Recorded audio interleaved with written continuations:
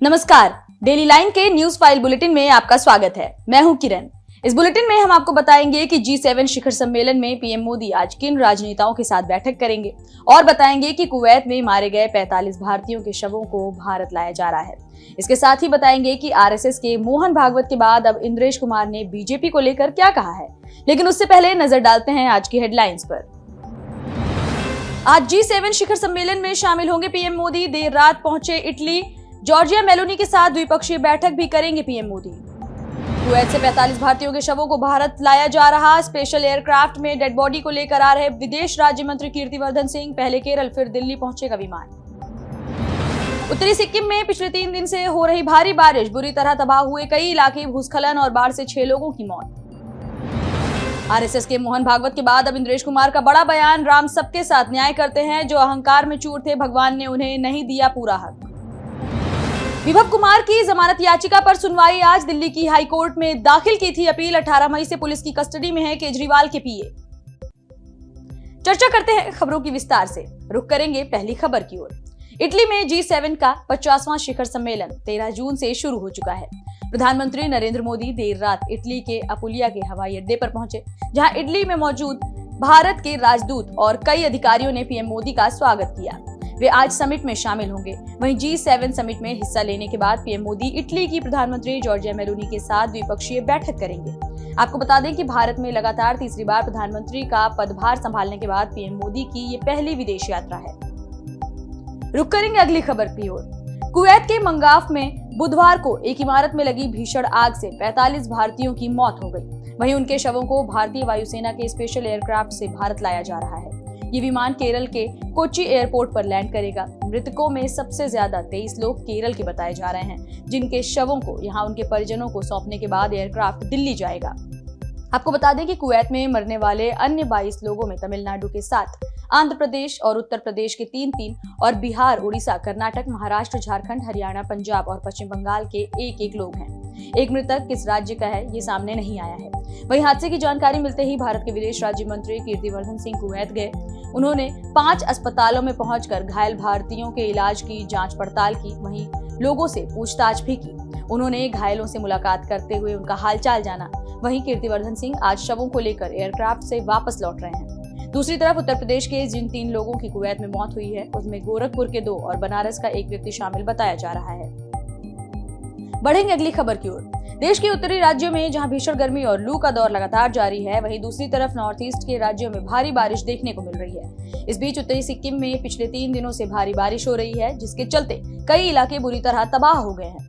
लगातार हो रही बारिश से यहाँ भूस्खलन और बाढ़ आ गई है, जिसमें सैकड़ों घर और कई सड़कें बह गई हैं। अब तक 6 लोगों की मौत की खबर सामने आई है। सबसे ज्यादा तबाही सिक्किम के मंगन जिले में हुई है।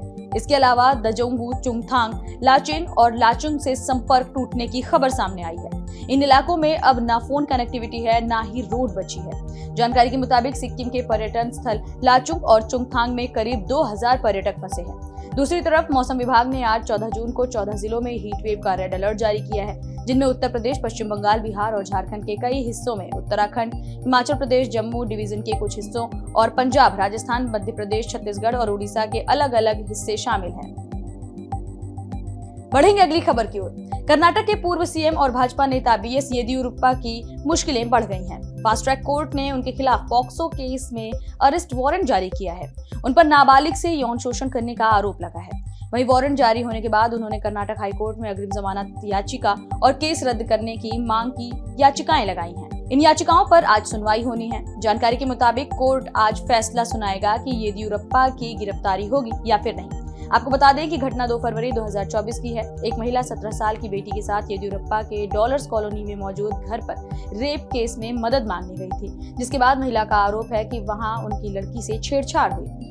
14 मार्च को नाबालिग की मां की शिकायत के आधार पर येदियुरप्पा के खिलाफ पॉक्सो और 354A के तहत मामला दर्ज किया गया। वहीं एफआईआर दर्ज करवाने वाली महिला की 26 मई को मौत हो गई। वो लंग कैंसर की मरीज थी। अब उनका बेटा इस मामले को संभाल रहा है। वहीं मामले की जांच सीआईडी कर रही है। बुधवार को सीआईडी ने उन्हें पेश होने के लिए समन भेजा था, जिस पर उनके वकील ने 1 हफ्ते का वक्त मांगा। उन्होंने 17 जून को पूछताछ में शामिल होने की बात कही, लेकिन सीआईडी फास्ट ट्रैक कोर्ट से वारंट ले आई है। बढ़ेंगे अगली खबर की ओर। लोकसभा चुनाव 2024 का रिजल्ट बीजेपी की उम्मीद से बिल्कुल अलग रहा। वहीं अब राष्ट्रीय स्वयंसेवक संघ यानी आरएसएस बीजेपी पर हमलावर होती नजर आ रही है। मोहन भागवत के बाद अब आरएसएस के राष्ट्रीय कार्यकारिणी के सदस्य इंद्रेश कुमार का बड़ा बयान सामने आया है। उन्होंने कहा कि राम सबके साथ न्याय करते हैं। 2024 के लोकसभा चुनाव को ही देख लीजिए, जिन्होंने राम की भक्ति की, लेकिन धीरे धीरे उनमें अहंकार आ गया था। उस पार्टी को सबसे बड़ी पार्टी घोषित कर दिया गया। वहीं उनको जो पूर्ण हक मिलना चाहिए, जो शक्ति मिलनी चाहिए, वो भगवान ने अहंकार के कारण रोक दी।